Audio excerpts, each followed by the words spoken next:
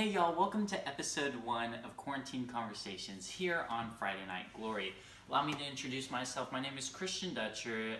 I'm a junior at Reedy High School and I'm FNG's newest addition. After reporting on the sidelines for the Tropical Smoothie Cafe Frisco Bowl and doing play-by-play for dozens of Frisco ISD football games and a couple of softball games, I became very familiar with Friday Night Glory, especially when preparing to become the official voice of Reedy Lions softball, which went about how you'd expect it to. You may have noticed that here at Friday Night Glory, we've been pushing out as much content as we can, and I highly encourage you after this is over to go listen to my friends Maya Peterson in the Sports Isolation podcast and Parker Turley in the PT Sports podcast. We're all trying to do the same thing and just get athletes' raw reactions during this unprecedented time. And as I say that, I know half of y'all just rolled your eyes. Look, I get it. I'm not the first idiot with a microphone to tell you that we're in the midst of unprecedented times. But I think the narrative is kind of important to study. You know, just to provide some perspective, this is the first time in 100 years that we most likely won't be crowning UIL state champions. Not even Adolf Hitler and Osama bin Laden stopped high school athletics in the state of Texas the way this public health crisis has. Almost as if we just paused life. Unfortunately, the problem is there's no such thing. As you'll soon find out listening to my, Parker, and Maya's podcasts, life still forges forward. And that's why this virus has been such a problem for so many Americans. For athletes, this very well may be the greatest test of all time on both current and upcoming athletes. With practices being canceled and gyms being closed, some athletes are just doomed to become shells of their former selves when they come back to the court, field, or gridiron. And if you are unhappy with the angle I'm taking on this story, well, look, I'm 16. You've got to be out of your mind if you think that anything I say here on this podcast to go on a regional recruiting website will make any difference in Washington, D.C. But I know where I can make some difference. Right here in Frisco, Texas, and the communities of athletes in which FNG serves all across the Metroplex for over a decade. If these players don't hear it from their coaches, which, let me be honest, I really hope they are, then they're going to have to hear it from me. I said it once and I'll say it again. There's no pause button on life. This includes your athletic ability. You're either building your house or watching it fall apart from the inside out. There's absolutely no in between. And so some of these athletes get it, like Micaela Wark, who we're about to talk to here in the next half hour. But some don't, and you and me know who they are. When we get back, which granted it may be a while, but when we do, we will know who busted their humps putting in work and which teams just busted out the video game controllers. You know, we've got a great show for you today. Actually, I hope it's a great show. I don't know. This hasn't been run by anyone, but I think it's a pretty great show. We've got University of Kansas commit Micaela Wark here with us. But first, let's get into some headlines. I think the biggest story since the quarantine began in the world of sports is that the XFL suddenly suspended operations overnight. Wait, did I read that right? This isn't news. We knew that already. That was every sports league. Okay. So, the XFL suspended operations with no plans to return to the 2021 season. But this is still news how. This isn't some sort of hot take, but let's be honest with ourselves. After the fall of the AAF, did we really expect this to last more than a season? And to that, I say we did. Because Vince McMahon promised the XFL fans, the XFL players, and the people who were investing that he was putting his money in for 3 years, regardless of the success of the league. So yes, we didn't expect this. Ultimately, this is just going to become another one of the many excuses of why spring football could still work. It hasn't been the right circumstances. It hasn't been the right people. There's always reasons that were given of why it should work, but it isn't. The XFL and the AAF should be telling us something that everyone wants to ignore. Spring football is a novelty. The opening weekends of these sports are some of the highest rated sporting events during that week. However, as the weeks progress, people lose interest. Just as college football does one spring football game, professional football should be the exact same. I think the NFL would gain a lot of interest if they just did 1 or 2 spring football games, and it would ultimately solve the problem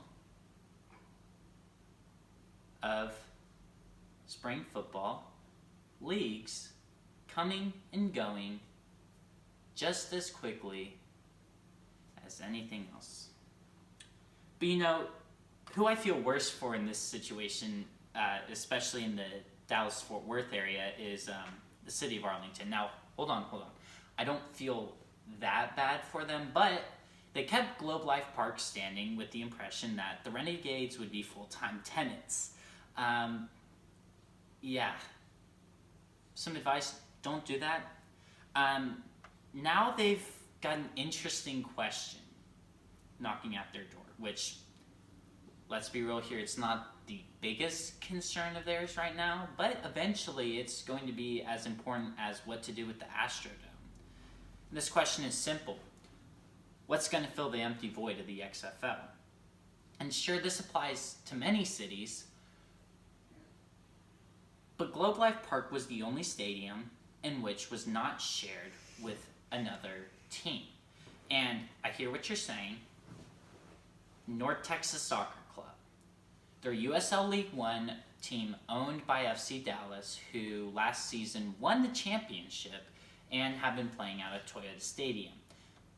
Problem is, there is absolutely no positive way that they'll be able to fill that void. If you've ever watched a USL League One game in Texas, you'll know that it doesn't gain all that much traction. Sure, if you go to Greenville or Madison, Wisconsin, or even some of the other many cities who have shown that soccer, when it isn't a feeder team, works, sure, they've got tons of fans. But North Texas Soccer Club simply didn't.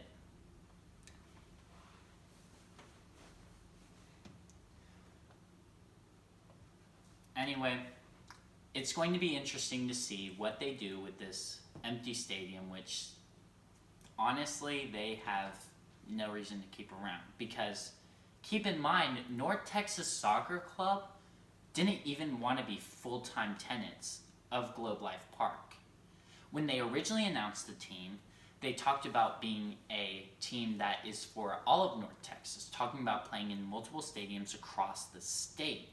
This means that they would play some at Toyota Stadium, some in Arlington, maybe some in Fort Worth, maybe some in downtown Dallas.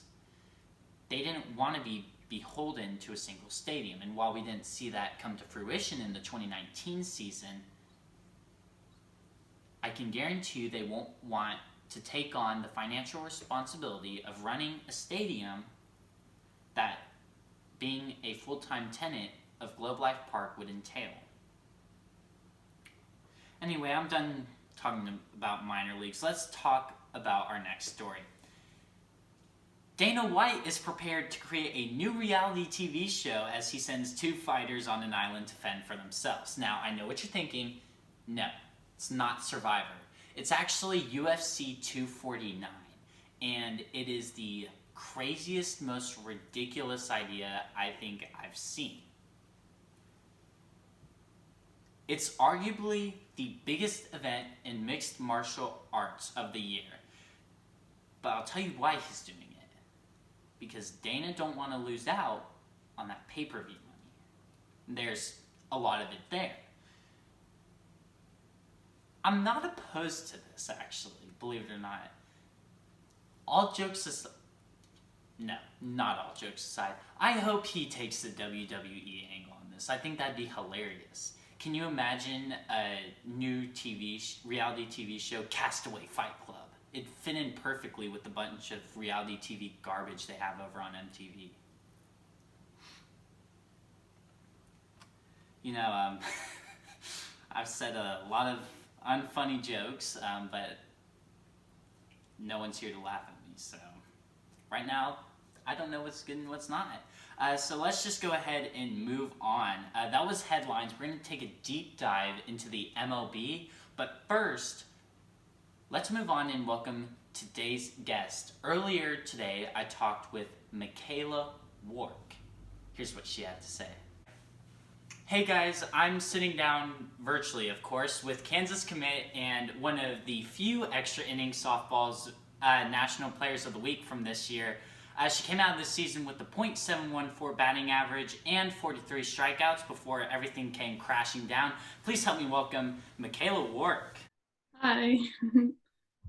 Okay, so take us through that last week of softball during spring break, because y'all began on a really high, beating Centennial 12-1, and then Wednesday lost to Wakeland, and then found out the next day that you may not play for the rest of the season. Yeah, we ended not how we wanted to, Of course, we wanted to end up on top, and I think that if the season would have came through, we would have finished in the first place position. Every team has to lose, and even being undefeated, it's hard because you have that target on your back.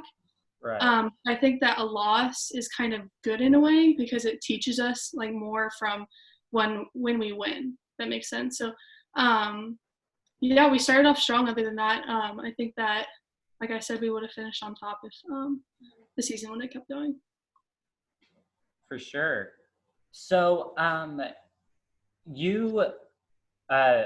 was at 2 of your games this season, kind of broadcasting them, and I noticed that in both the games I was at, you were not on the pitching mound. And so when the Fort Worth Star-Telegram released this year's list of best softball pitchers in the area, I looked for your name, and of course I found it, which is an accomplishment in of itself to be on the list, but I don't think you were probably as high as you probably deserved to have been or wanted to be. Can you take us through the decision of whether it was the coach or the team on to put Cox on the mound?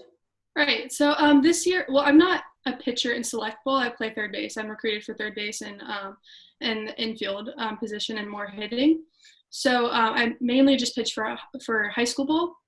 But this year we got a freshman. Her name is Micaela Cox. Really, really good, really great. But I think that we were trying to weave her in, because my freshman, sophomore, and thank God this year I didn't have to do it. I had to take on all the games, which is tough on your arm, like 2 games a week, tournaments, like stuff like that. So it was really nice this year, like getting a break from that and having her step up, like having a person who knew how to do it, And I have to give props to her because it's a huge difference between select ball and high school ball, like a whole nother dynamic because you practice every day, your arm is tired, you see the same people over and over again. So yeah, and I feel bad because like she stepped up a lot because in our very first tournament game, like I came out and I was sick. And she took on both games. Like, it was her first game, both the freshmen, like all of them, they're doing great. So, yeah. Yeah, I was worried about seeming like TMZ with that question. No, Because not at all. It's not it like was not to be like a kind of attack on her, because she did a really good job, as you said. Yeah. But it was just kind of interesting to see that Yeah. change, and obviously that makes sense now Yeah. that we know what position you play. Yeah. So y'all were clearly looking for revenge this season, specifically on across the road rivals Wakeland and the notoriously successful Forney Jackrabbits. Where's the overall team morale now that you know that for both teams you won't be able to avenge those losses? I think that's one of the worst things about the whole quarantine thing, is that I truly believe, and I know the team believes, that if we would have continued to play, like I said before, I really, really believe that we would have finished on top in district-wise and made a really far playoff run, possibly even state. And I know that's where, like, before this whole thing happened, I know that's where all of our heads were. Like, we knew that we were good. Even after the Wakeland game, we were like, you know what? We sat down, we were like, all right, it happened. Like, it's going to happen. Every year we have that one loss that sucks, but yeah, we have to learn from it. So, yeah. Of course, can't keep kicking yourself over those losses. Yeah. So over the past couple of weeks, I don't know if you've been paying attention to this, but the University Interscholastic League has been sending out a lot of mixed messages on whether we'd be coming back this season, whether they're pushing the seasons, and personally, it's partially because I don't think anyone really knows when this is going to be over. But how has the not knowing that whether you will come back or not affected your training in any way? Honestly, it hasn't that much. Like, I've been trying to stay active. And my Coach Smith has done a good job. We're doing like a workout thing with basketball, like a little competitive thing, like throughout the weeks. I'm still keeping up with Exos and my sports performance place. They're still sending out workouts, still practicing with my dad. And it's different, but like, I think that this is a good time. Like, it's kind of a test for everyone, like, kind of see who's willing to put in the work. Like, when you're giving this much time, what are you going to do with it? Like, are you going to turn it into a good thing, or are you just going to sit on your bed, So I'm trying to take that to my advantage, like working with my dad, talking, communicating. I think that's a huge thing, with the team, FaceTiming, doing Zoom meetings with them. So, yeah. For sure. So I was just about to ask you about that. The Strength of the Pride Showdown, it was announced today on Twitter, and we kind of got an idea of what it is, but can you explain to us really in the broad spectrum, what is the competition and how did you choose your team? So the competition is held by Coach Smith. So I got an email. It said I was a team captain and I got to choose 5 people from my team. I just kind of texted out in the group chat. I was like, hey, anyone that's willing to do it, like, I just need you to do it every day. It's 20 minutes of your time. Like, we're not doing anything else. So if you want to submit these videos, like, go ahead. And those 5 people responded. So that's how I chose that. And I knew that those people would submit those. So so there's 5 workouts that he sent out. And every day we have to record like a time lapse of them. We send them into him. Like, every video is a point. So you can get 6 points a day. So whoever comes out on the top wins. Yeah. All right. So during this time, obviously, everyone has different ways of working out. Obviously, not everyone has a field in the back of their yard. So I'm kind of been asking each athlete, how have you been training during this time where gyms are closed? I'm thankful enough to have my dad, who's a coach. He works with me a lot. We practice on our street. Like, I'm scuffing up all my balls on the concrete, but it's what you have to do. At BF Phillips, we have a big open field we hit on, which is in a way good because even though I have to go pick up all the balls, like, I know how to spot hit. I'm trying to learn how to all hit to the right side, all hit up the middle, So that's good. Yeah, just working with my dad. Yeah. So you and your fellow teammate Tony McGinnis both committed to Coach Klein's alma mater, University of Kansas. Can you take me through the process of determining which college you'd go to for the next step of your career, and whether Coach Klein affected that decision at all?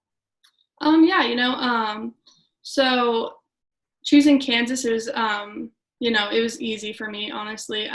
It was a tough time around that time period because everyone was committing so soon, and everyone, like, it was that junior time where everyone was stressing. But, I went to a camp, I was invited, I was like, it's going to be cold, like 8-hour drive, I don't know. Like, I wanted to go a little far, but 8 hours, like, that's kind of far. But I Right. went there and I was like, dang, like, I love it here. Tony's going here. Savannah DeRoche, she's from Forney, she's going there. Like, and we're all like being carpool down and back. Like, yeah. And it just kind of, so that's why I chose Kansas. The coaching staff is really good. It's an Olympian. Coach Klein, yeah, she had an effect on it. Like, she kept, she would ask me what I was thinking, or like, she'd help me out with the recruiting process, the mental side, because it was kind of breaking me down, but it came out good. Yeah. Good. Um, so in pardon me. So when you kind of caught wind of this, what was Coach Klein's first message to you? I know you talked about the locker room after the Wakeland game, but obviously Thursday was a whirlwind of information for us. It was really weird because, well, we were talking about it before because we had seen the news that it had got bad, but we we didn't know how bad it had gotten, or it hadn't gotten that bad here, at least. So we were kind of just like, yeah, it's whatever, like, like, it's a thing, For could sure. happen. And so now Coach Klein, so we had a Zoom meeting and stuff. She just kind of keeps us updated through the Twitter. Trying to, I think she knows just as much as us. Like, I think that she's telling us everything that she can do on her part. But at this point, no one really knows what's happening, so it's hard for her, I think. Yeah. So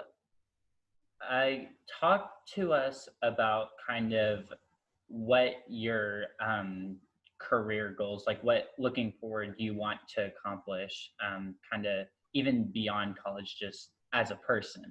Yeah. So after college, I'm thinking about, honestly, there's multiple things that interest me. Of course, sports, I've always liked. So maybe physical therapy, working out, like being a trainer, stuff like that, being a coach, maybe. Maybe on the business side, starting a business. I don't know. Like, honestly, it's such like a lot of things interest me right now. I'm just trying to get next year. My senior year, I'll try to get some college classes done to take off some pressure for my college season. So that way I'm not totally booked because we're traveling. We're going to be traveling a lot. So yeah, I don't really know. Just kind of exploring 3 different classes. Yeah. All right. So to finish it off, let's just do some rapid fire questions. All Okay. right. All right. What has been your favorite TV show to binge during this time?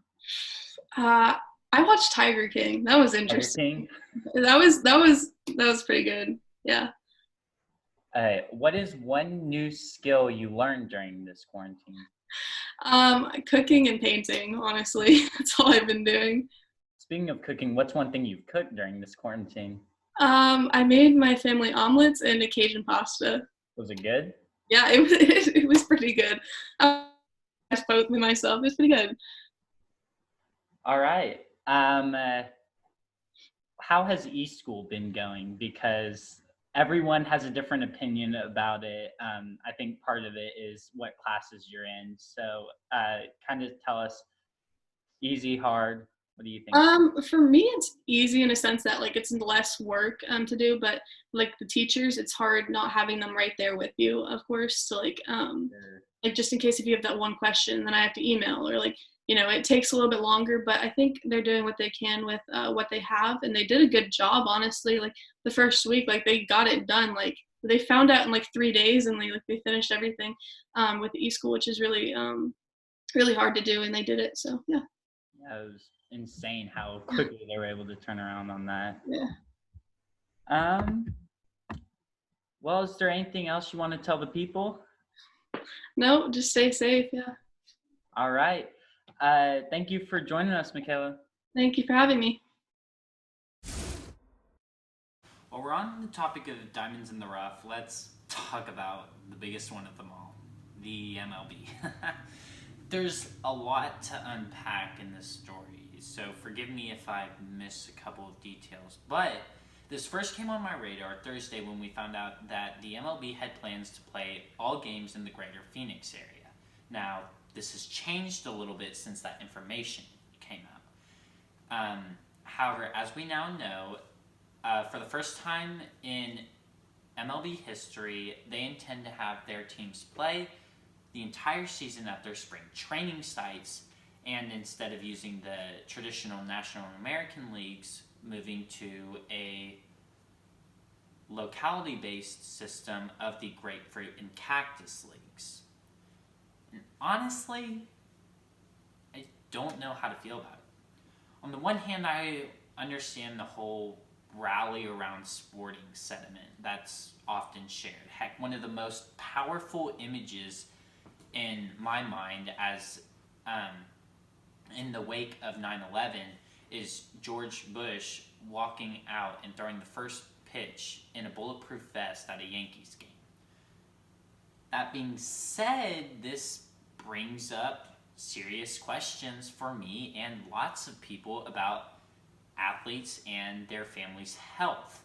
Now, we know for a fact that this has the quote-unquote support of the public health community as well as some players, but we also know that it has caused resentment among others.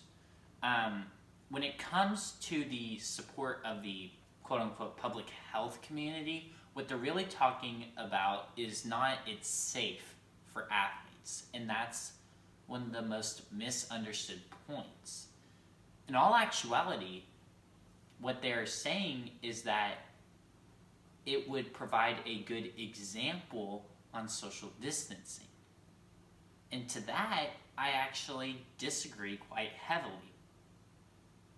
Because we are being told as student athletes, that we are not allowed to go to school, to play games together. We're told to stay 6 feet apart and, to wear masks. So I don't understand how playing baseball, granted in empty stadiums, sets any example for the general public about what should be done during this time. To me, it seems that this is all about money. And unfortunately, that is something we have to consider. If I had to guess, a decision on this would be split very similar to how the NFLPA's CBA always votes. The big name players always want something, but the smaller name players don't want to miss a paycheck. I assume the same goes for this plan. Except one key difference. We're not talking about the availability of more money for these big name players like Dak Prescott. We're talking about potentially their health. On Get Up, a reporter talked about this decision and said that athletes changed their mind when it came to whether they would get a paycheck this year. And honestly, that's what's going to drive most of the athletes. And it will definitely drive the MLB as a whole. It's driving them to make this plan. But the athletes, it's up to them to get out on the field. My guess is that the smaller ones who teeter-totter between the minors and the pros will desperately want this to happen. Because if it doesn't, they're not getting paid this year.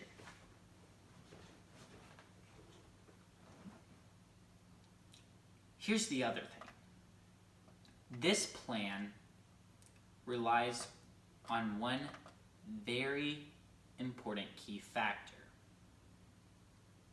It relies on the availability of widespread testing, something that has caused concern for many. Just a few weeks ago, we were talking about whether we had enough masks, and the CDC, whether they like to admit it or not, did not want us to be wearing masks because we needed those for public health officials, and the fact of the matter was we just didn't have enough. But they opened it to the private sector, and the issue soon became resolved.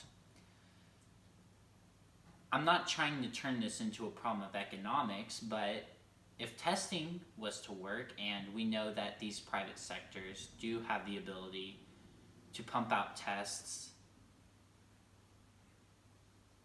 it could theoretically work under one condition. The CDC would have to stop capping the amount of tests available for the private sector to create. Furthermore, we have to ensure that the testing of these players does not come at the cost of civilian lives. When it comes to the availability of testing, it is always got to be about the public safety of everyone before big corporations worrying about money loss. The MLB was heavily criticized for making this claim. But here's something important to remember. It was just an idea. Nothing has, really anything has been done on this plan. No actions, no votes, it's just an idea. And ideas are important. Here's what North Texas native Will Kane had to say on Outside the Lines this Sunday morning. Shut it down. It's our new national rallying cry. We've appropriately shut down our lives to fight this virus, but it seems to me that as we've gone about shutting down our jobs, our sports, our economy, shut it down has turned into an unthinking, monastic chant applied to new ideas. Now, not all these ideas are perfect, and some might not even be good, but they're all met with shut it down the conversation, shut down the questions, shut down the ideas. Here's the thing. As Will Kane said, ideas propel us forward. As Americans, we certainly have not welcomed every single idea that we've ever dreamt with open arms. But without these ideas, without ideas in general, America doesn't exist. Without the ideas of personal freedom, of liberty. In the case of this virus, if we didn't have ideas, we've been told that lives would simply be lost. The idea of social distancing, without it, we would reportedly have 2.5 million deaths in America. The idea of investigating the claims China was making regarding this virus. Without it, it is very likely Donald Trump would not have put early travel restrictions in place. The idea of not limiting the making of masks and ventilators. Without it, many people would not have the proper medical supplies to take care of the public. Ideas are important, so long as we don't treat them as fact. The MLB doesn't know that playing in the spring training style bubble will keep players protected, nor does Dana White know when it comes to the UFC playing on a private island. Or Adam Silver when it comes to the possibility of the rest of the NBA season being played in Las Vegas casinos. Ideas are important, so we need to keep dreaming. As long as we don't tell people that these ideas are a matter of fact, they're just a matter of opinion. The ideas that come out of this quarantine are what will entertain us for years to come, what will solve the widespread outbreak of this virus, and will change the way we look at society and the way society looks at viruses so that we can ensure an outbreak like this never happens again. I don't know whether the ideas of the MLB are good or bad. I know they don't send a good message to me as a student athlete who just wants to get back into the sport, but I would never pretend whether to know it was good or bad for the actual athletes, the ones that would primarily be affected by this. So keep dreaming. Keep having ideas. But let's not let ourselves decide whether they are good or bad. Let's let the professionals, the ones who are trying to save lives, let's let those guys investigate them. Thank y'all for joining me on the first episode of Quarantined Conversations. We hopefully will be back very shortly with another athlete from the realms of Frisco ISD. If you're a Frisco ISD athlete and wants to talk, all you need is Zoom. And I know you've got it anyway because you've got all those classes. So DM me on Twitter at ClutcherDutcher or DM Friday Night Glory. Anyway, thank y'all for joining me. Like I said, check out Maya Peterson in the Sports Isolation Podcast, Parker Turley in the PT Sports Podcast, and for more recruiting news all across the state, you are always welcome to check out FridayNightGlory.com 24/7. For FNG, I'm Christian Dutcher.